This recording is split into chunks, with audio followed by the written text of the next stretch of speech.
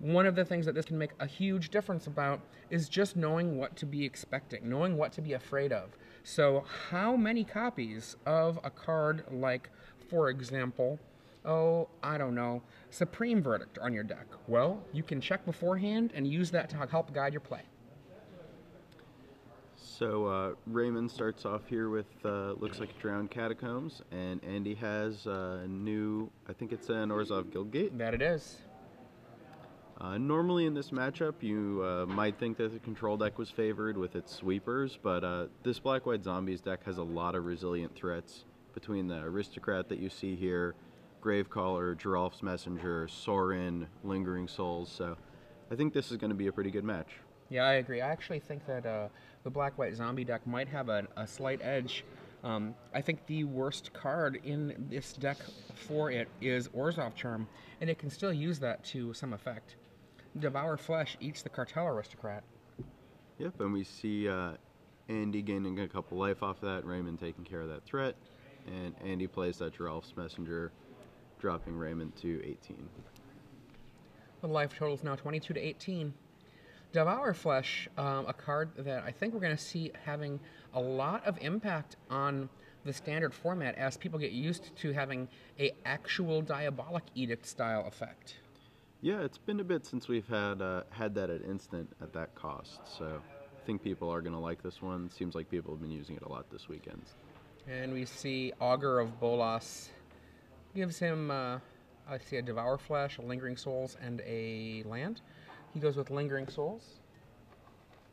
And he'll pick that up, play a land, and pass the turn. And he draws. Looks like he has Restoration Angel in hand, I think I saw, and a couple of lands. In with the Messenger.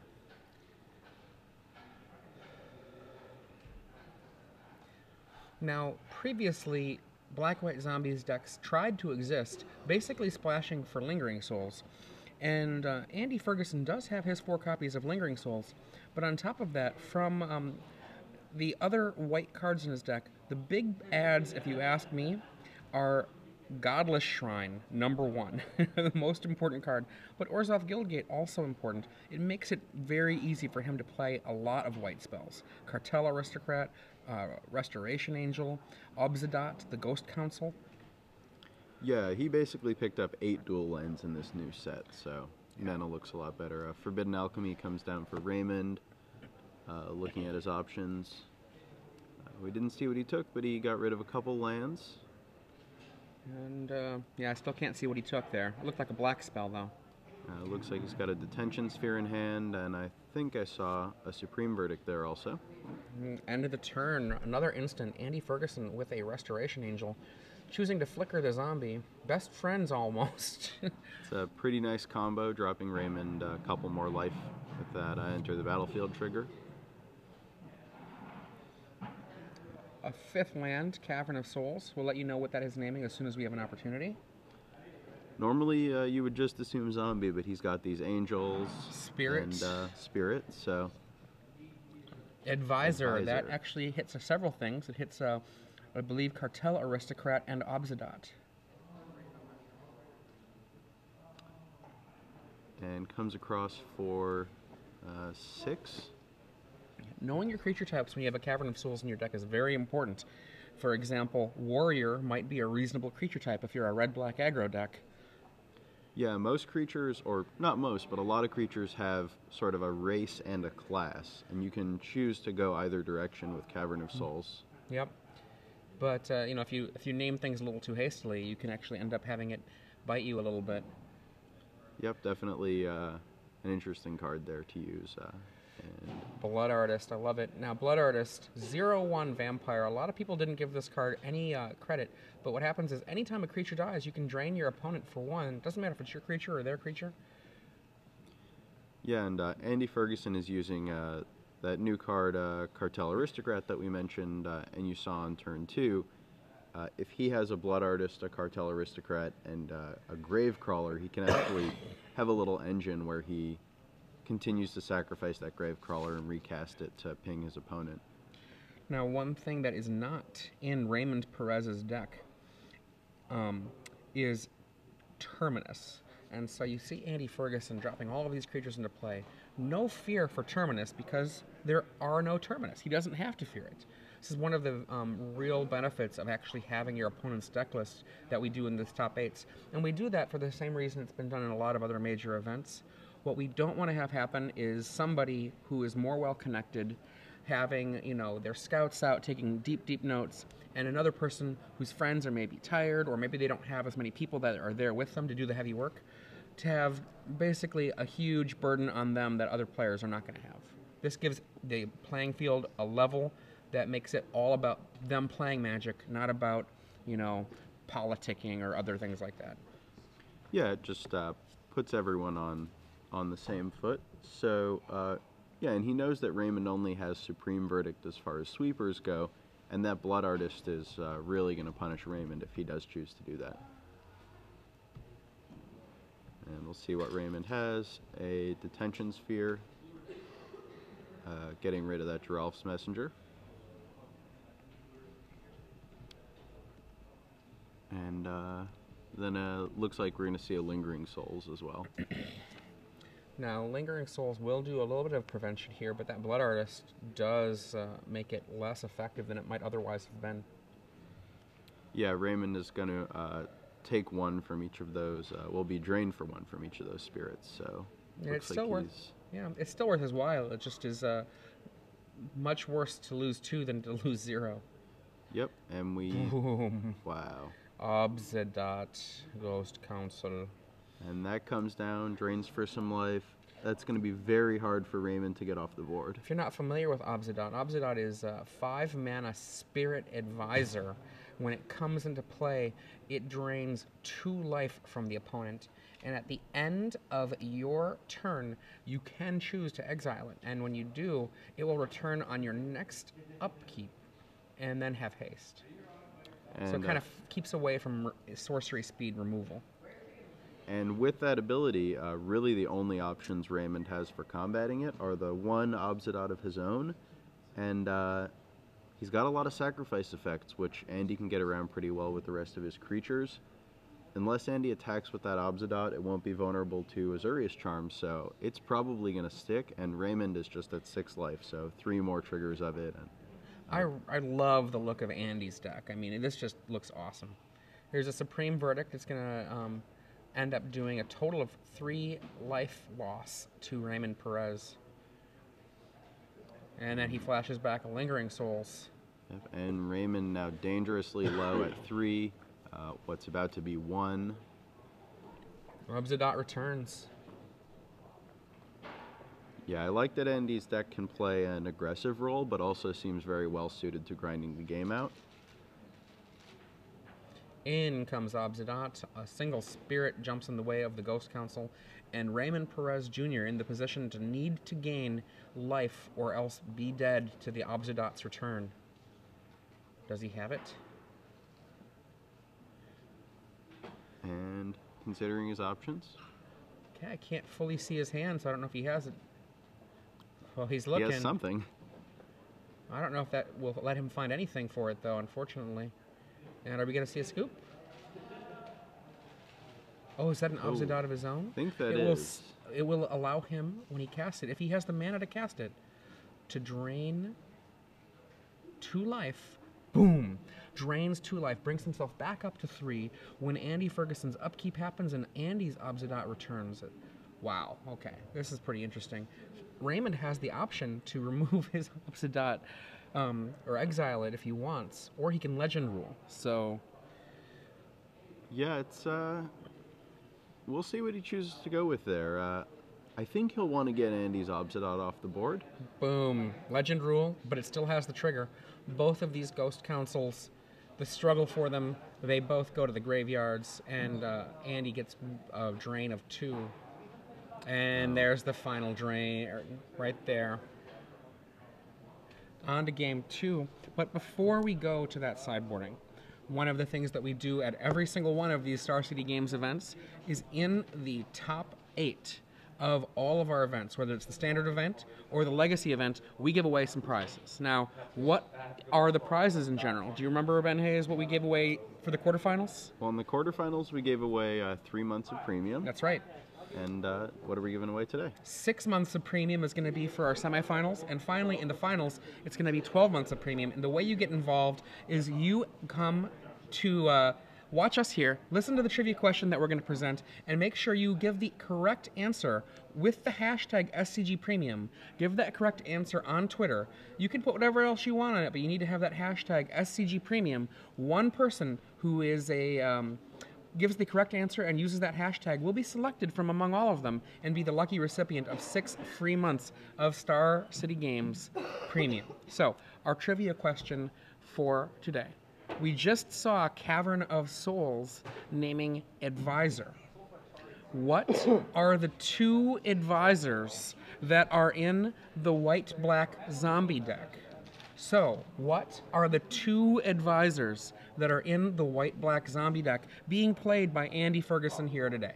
So if you know the answer, tweet your answer with the hashtag SCGPremium, and one lucky person will be selected to receive 6 free months of Star City Games Premium, or as Jacob Van Loon likes to say, 2 trimesters. So, and I'll give you a little hint. You saw both of them cast in that game. Did we? We did. We did. Oh, that's pretty cool. So to our sideboard options, I know Raymond Perez Jr., he fell down there pretty hard, getting a ton of really interesting, diverse threats from Andy Ferguson. What do you think he's going to bring in here from his sideboard? I think we'll see... we may see the ultimate price coming in. He's got Restoration Angels that can hit. It's not great because a lot of Andy's threats are a little more resilient. And as we saw, the Ghost Council is a multicolor creature, so ultimate price won't hit that. We may see Evil Twin. I like Evil Twin a lot. I think that's very interesting. Yeah, it's got a lot of interactions with Andy's creatures. It's great on a Geralf's Messenger. If it gains Undying, then when it dies, it'll come back and copy something else. It can copy a Restoration Angel, potentially blink one of Raymond's Augurs. So lots of play with that card. We may see Trading Post try to help Raymond get some life, get out of sort of the situation we saw in Game 1. And we could see the 3 Rest in Peace come in too. Andy's deck has a lot of graveyard interactions. So yeah. Raymond's sideboard... he's got a lot of options. He has a lot of options, and they all sort of work for different reasons. So it's going to be interesting to see what he brings in. It's hard to say exactly. I actually really like Blind Obedience here, I believe, because it stops the Obsidian from being able to have its hasty attack from the opponent, and I think that's interesting. And as well as that life gain element from the Blind Obedience, I think is going to be actually relevant. Rest in Peace, I can definitely see Raymond Perez bringing in 1. The question if he brings in all 3, that is certainly a possibility. He's seen his opponent's deck, and as you said, there are a ton of graveyard effects. Geralf's Messenger, Lingering Souls, Orzhov's Charm as a possibility to regrow something from the yard, Blood Artist needing the Ghost to Graveyard trigger to happen. But at the same time, those extra Rest in Peace, it's not like Blind Obedience. It doesn't have Extort. So, I mean, extra ones don't do anything for you. So they have a diminishing returns that is pretty huge. Meanwhile, Raymond Perez was just defeated pretty handily Game 1 by Andy. And I think Andy, his sideboard, 2 Appetite for Brains and 4 Thalia seem like a really, really good way to affect the play of a control deck. Thalia, just such a thorn in a control deck side. Yeah, I think Andy's sideboard is really a nightmare for Raymond. I mean, Raymond's got a 31 spell deck, and I think those 4 Thalia are going to come in and cause a lot of problems for him. Then those Appetite for Brains are going to let Andy pick away any big threats that Raymond could use to go over the top of his creatures. So, for those of you who are just joining us, I'm Adrian Sullivan here in the booth with Ben Hayes, and we are watching the semifinals of the Star City Games Open Series here in Cincinnati. This is Star City Games Live. And two players are just shuffling up, getting ready for game two. Just saw Andy take a pretty convincing game one. It was a little dicey there at the end when Raymond drew Obsidian of his own. But Andy's resilient threats and Blood Artist and Giralf's Messenger and his own Obsidian really ended up dealing a lot of just incremental damage and taking Raymond down pretty quickly. I know that one of the things that Glenn Jones was saying yesterday is that Andy Ferguson's Black-White Zombies deck is very similar to a list that Sam Black talked about earlier this week. But Andy actually made this independently of that discussion that Sam Black had brought up. But what I really like about this list, just when I read off the cards, 4 Giralf's Messenger, 4 Lingering Souls, 4 Diregraph Ghoul, 4 Cartel Aristocrat, 4 Restoration Angel, 2 Obsidian Ghost Council, 4 Gravecrawler. All of those just sound really like a powerhouse full of good cards. And then our support cards, 2 Liliana of the Veil, 2 Blood Artist, 2 Sorin. Those all sound like very reasonable card choices for Orzhov Charm. I've watched it a few times to know that it's at least reasonable. I'm not sure how good it is. It might be great, it might be not good enough, I'm not sure. I think the only thing I don't really like about Andy's deck is I think he's got too many Orzhov Guild Gates. And that's a pretty minor criticism to say, you know, hey, I think your mana's quote-unquote too good. And by too good, what I mean is too much attempt to fix your mana at the cost of hurting your ability to cast things. Yeah, I think you could do with maybe a couple less of those and some more lands that come into play untapped. We see Raymond leading off with a Godless Shrine tapped here, and Andy with a Gravecrawler getting a quick start. And looks like Raymond does have a Devour Flesh, and I believe I also saw an Orzhov Charm in his hand. So, decent amount of protection. And he'll come in, and Raymond puts it on top of his library with Orzhov Charm. This is exactly the kind of thing that Raymond wants to do in the early game, is just stem that bleeding, get himself to the higher mana counts in his deck. Is he perhaps a Cartel Aristocrat? Ooh, Thalia. Wow. Okay, so here's a small mistake that Andy Ferguson made there. He should have cast that Thalia before combat.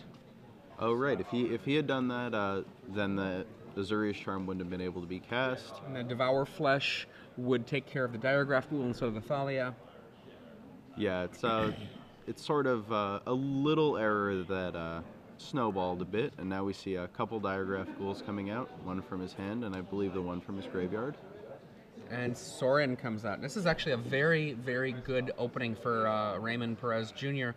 His ability to make a 1/1 lifelinking vampire. I almost said zombie, but no. It is Andy Ferguson that is the Black-White Zombies deck coming to devour your flesh. Though it is Raymond Perez playing Devour Flesh. So we see Andy here with a couple of Gravecrawlers facing down this Sorin. And we'll see what he chooses to attack. I think he went after the life. Yep, he does seem to have gone after Raymond, so Raymond will take 2 and gain 1 from that vampire. Sorin, your Sorin. Yep, and makes sense why he went for Raymond's life total there. I think I see a trading post in Raymond's hand. I think you're right. And we'll see if Raymond chooses to play that. A couple of lands on a trading post, and over on Andy's side, I imagine we'll see that Gravecrawler coming back at some point. And Raymond just considering lots of modes on trading post, lots of abilities on trading post, I should say. And I think we also see a Tragic Slip in Raymond's hand. Not the best against Gravecrawler, but we'll see if Andy plays any larger threats. The trading post, actually, the ability to make the 0/1 goat and block with it, having that 0/1 goat die can turn on Morbid pretty easily, so that Tragic Slip could very easily kill something bigger than 1 toughness. One thing I've been really appreciating about Raymond Perez and Jr.'s play, a lot of people forget that trading post can make goats, and This is a really big deal, actually. Making a little slew of potential blockers can be enough to really take games over. And the Blood Artist makes it a little bit less good because then every goat costs you 2 life, 1 life to make, and 1 life when it dies. But it is a great way to gain life without losing a card. You know, you essentially have yourself a little force field. Force field a card from Alpha/Beta Unlimited, and that's pay 1 life to prevent all damage from a source. Yep, it functions very similar to that. Tragic Slip comes down taking care of the Blood Artist, and I think I saw a Sorin. Oh, another Sorin. Raymond Perez Jr. out of cards now, but he's got some great cards in play. 1 Planeswalker and 1 thing that's kind of like a Planeswalker. And Raymond just hoping that Andy doesn't have too good of a follow-up. We'll see what he comes up with. Raymond at 20 life here. Yeah, good position for him with a high life total, that trading post, and that Sorin. So we'll see what Andy can add to the board, if anything. Andy probably thinking about whether he wants to go for Raymond's life total or that Sorin. Now, were it me, I would go for the thing with only 4 life.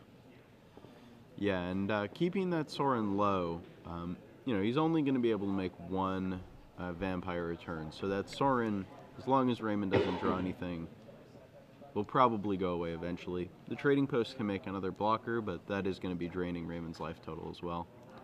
See a Swamp and that Gravecrawler come back. You can't stop the zombies. As long as he's able to keep one of those around, the other one can keep coming back. And Raymond draws his card very quickly. Sorin up to 3, adds another vampire. I would like to point out, just looking at our top 4 lists, oh my goodness gracious, look at that. A Restoration Angel from the clouds. Oh, and I believe he drew a Giralf's Messenger, so... As long as Raymond Perez does not have a one of the many instant removals, for example, Ultimate Price, that Angel is going to take out Sorin. Yeah, and some of his instant removal won't work on that Angel, like Devour Flesh, so it's very possible that we'll see that Sorin dying this turn. Let's see what Raymond has. Andy, between that Angel and the card he drew, really in pretty good shape again. I mean, I have to tell you that as an old school Simian grunt caster, that Restoration Angel looks pretty good. I was going to say, though, in our top 4, an interesting little story, I would say, is the story of Boros Reckoner. Right now, only 1 player has Boros Reckoner in their deck at this point, and that is our Naya mid-range player, Eric Rill, who's in the other match. Boros Reckoner otherwise shut out of the rest of the top 8. And in fact, Boros Reckoner continuing its trend of being the losing card. Yeah, we saw it lose in, I believe, a couple of the top 8 matches yesterday. And we do see that Sorin taken out.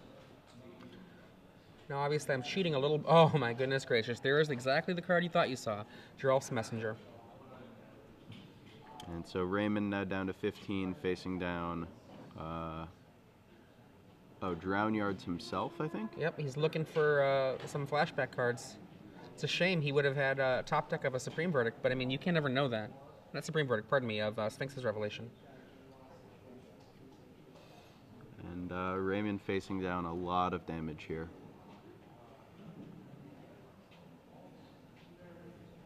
Andy thinking about making a pre-combat play. Perhaps a Blood Artist? Cartel Aristocrat. In comes the team.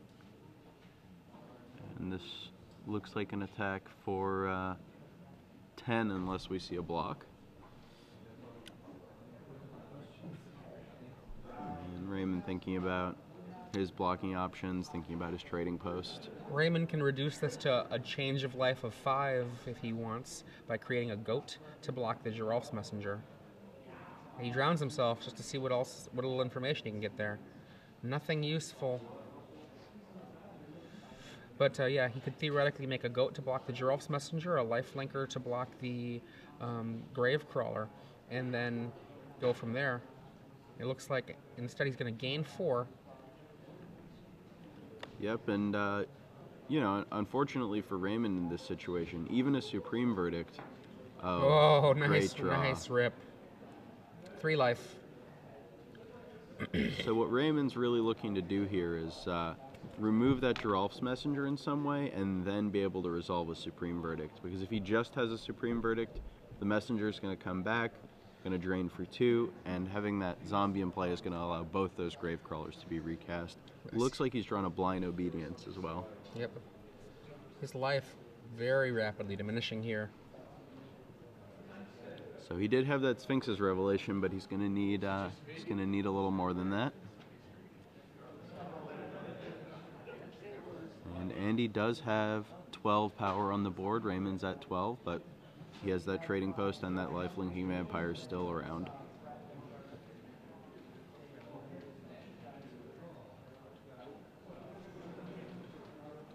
And we'll see what Andy chooses to do. If he blocks the grave crawler and uses the trading post, he can be at 6 life at the end of this combat.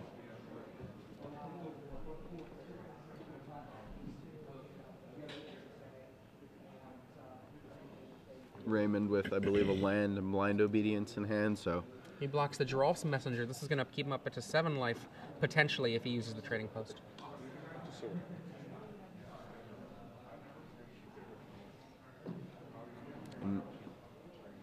Now, I think the Cartel Aristocrat is thinking about sacrificing the Giralf's messenger to prevent the 1 lifelink. And in fact, that's exactly what he's doing. He is going to do that. And gain 4 in response. Raymond goes up to 16.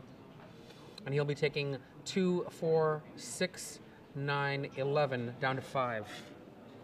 Yeah, a very aggressive play. Not knowing what's in Andy's hand, but that Giralf's messenger is essentially insurance against the potential supreme verdict from Raymond. So this is a very aggressive play. We'll see if Raymond can punish him for that. I mean, he opened the door to it. And Andy's kind of wondering how come Raymond's life was so high, and I saw him point to his land in the yard. I'm thinking he's saying, yeah, I used a trading post. That's why I'm not at 1. Yeah, I think that was the exchange that just happened there. And Andy thinking about a possible second main phase plays. And passes the turn. So Raymond with 7 lands, blind obedience, and looks like he drew another land. Blind obedience. And passing the turn, he can go up to 9 and block with that vampire to gain another life. I think he will, if Andy doesn't have anything, I think Raymond will be able to survive 1 more turn. I actually think he's dead, because Andy has already displayed the knowledge about sacrificing the creature being blocked to prevent the life gain. Yeah, if he does that, that would put Raymond at exactly 0. Does Raymond have any flashback cards in his yard, like a Think Twice? I haven't seen. He may have a. He may have that one though. He's drown yarded himself a couple times. Oh boy. Oh wow. Oh boy. And that takes care of that. Does it? Orzhov Charm returns the angel, and the angel gets cast at end of turn. Comes into play tapped, but you know what it's going to do? It's going to flicker this Giralf's messenger, drain him for 2, reset the Giralf's messenger, and that has to be it at this point, unless Raymond Perez Jr. has a Christmas miracle in his hand. Yeah, and we were just talking about Orzhov Charm right before this game. I didn't even really consider the mode of returning your own creature, but Andy using it very well there. And Andy's like, you're not going to gain life on my watch. Yeah, this is a lot of damage coming across. Don't think trading post is going to be enough. Raymond goes up to 7 from that trading post. Back down to 5 after the Giralf's message. Boom! And there's that's the handshake. So Andy Ferguson.